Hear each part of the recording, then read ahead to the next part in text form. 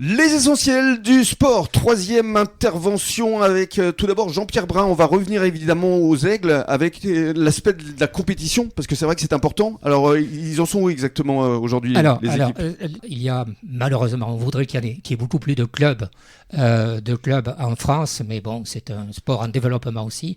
Donc l'équipe des Aigles de Biganos évolue en élite 1. D'accord. Donc élite 1, c'est le top. C'est la première division, quoi. C'est la première division, c'est exactement ça. C'est le top 14. C'est le top.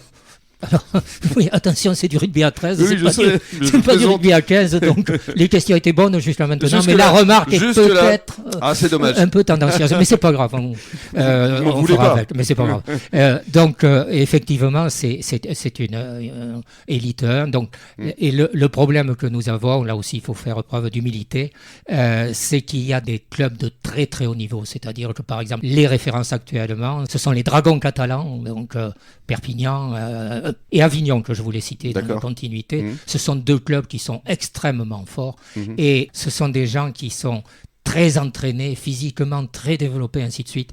Et on en arrive à des problèmes de niveau où malheureusement, des fois, les scores peuvent être, et ça m'attriste quand je vois ça, 110 à 12. Ah oui. C'est pas très sympa.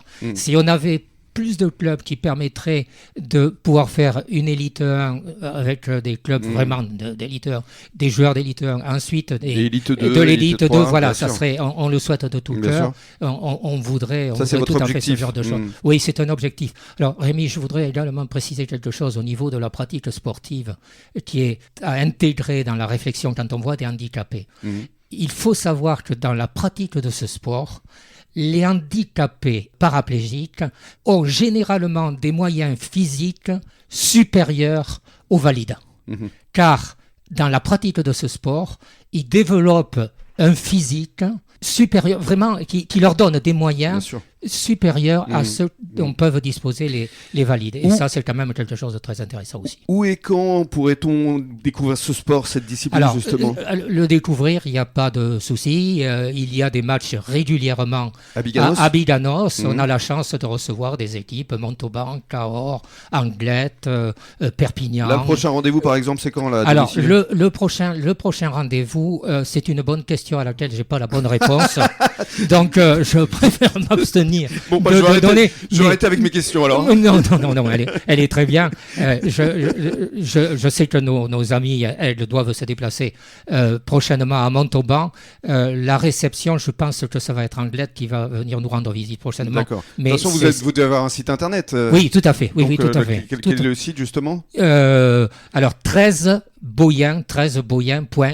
13boyen.fr. 13 Boyen, le chiffre, comme les habitants de Biganos, pour ceux à qui ça échapperait, très et bien. donc .fr. Voilà. Mais sachez justement que vous pourrez être découvert grâce à l'application, justement, Amandine. C'est un peu l'objectif, hein ? Oui, c'est ça, c'est exactement l'objectif. Nous, c'est mettre en avant les projets associatifs de notre région et pouvoir donner la possibilité aux utilisateurs de vous soutenir en partageant ces projets via les réseaux sociaux.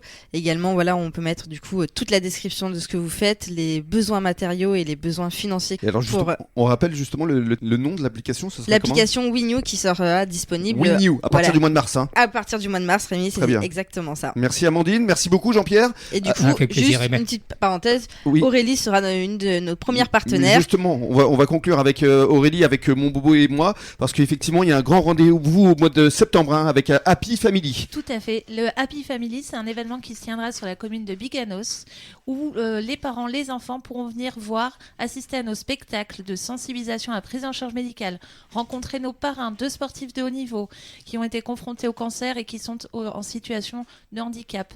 C'est des ateliers de relaxation parents-enfants, c'est des ateliers de langue des signes avec Marie Cao. C'est une belle journée qui est en train de s'écrire. Voilà. Génial. Et pour vous, je présume, vous avez tellement pris goût à ces illustrations, peut-être une reconversion bientôt, hein ? Oui, parce que vous le méritez, hein, avec ces beaux albums. Merci. Merci beaucoup. Merci Amandine. Merci à toi, Rémi. Et on se donne rendez-vous demain pour de nouvelles aventures. Bonne soirée à tous sur la radio des Essentiels du Bassin.